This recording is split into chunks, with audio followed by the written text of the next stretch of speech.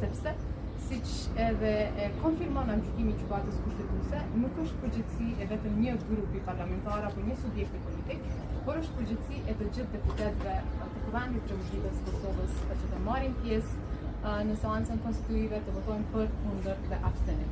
Por fatkeqësisht deputetët e opozitës nuk po votojnë, pra ne nuk themi asnjëherë që duhet të votojnë për, por nuk po votojnë as për, as kundër dhe as nuk po abstenojnë. Prandaj ne jemi të gatshëm që të marrim pjesë në takimet e radhës të ftuara nga presidenti Osmani.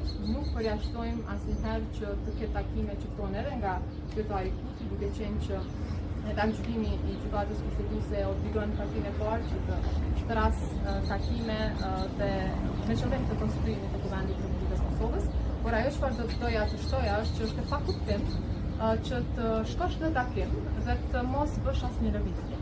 Përsa po ne kemi bërë lëvizje, i ka përmendur edhe kryetari jon Albin Kurti në konferencën pas takimit që e ka thuar, ne kemi bërë një veprim, ju e dini që unë kam thënë, për me votim të fshehtë do të jetë vetëm një herë emri në seancë të Kuvendit. Pra vetëm një herë do të votohet për mua me votim të fshehtë. Dhe nëse unë nuk i marr 60.000 vota, të paktën nga deputetët e Kuvendit, unë tërhiqem nga kandidatura. Ka qenë qëndrim i njëanshëm, por që është mbështetur ose është respektuar edhe nga kryetari Kurti edhe nga lëvizja dhe vendosje. Dhe e dyta, si kompromis, ne kemi thënë që le ta bëjmë një marrëveshje, rrezojmë bashkërisht. Pra edhe vetëvendosje merr pjesë në këtë votim për rrëzimin e komisionit për votimin e fshehtë dhe pastaj merremi vesh për kryetarin dhe nënkryetarin. Nuk ka kuptim që të thuhet se nuk është emër i përshtatshëm Albudena, por në anën tjetër të thonë që ne këto e propozojmë për nënkryetarin të Kuvendit. Edhe gjykimi i gjykatës kushtetuese ka barazuar, sepse në fakt zgjedhja e kryetarit dhe nënkryetarit të Kuvendit është në të njëjtin end. Prandaj edhe nuk ka asnjë dallim.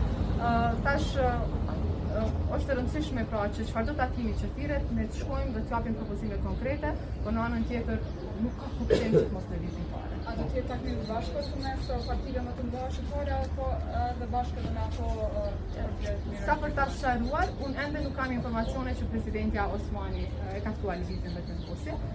Pra sa po ta kemi njoftimin apo informacionin për këtë, ftesën për këtë, ne do t'ju njoftojmë. Pra ende nuk e kemi. Prandaj takimi i parë ka qenë të gjithë kryetarët e partive, siç e ka vlerësuar presidentja Osmani.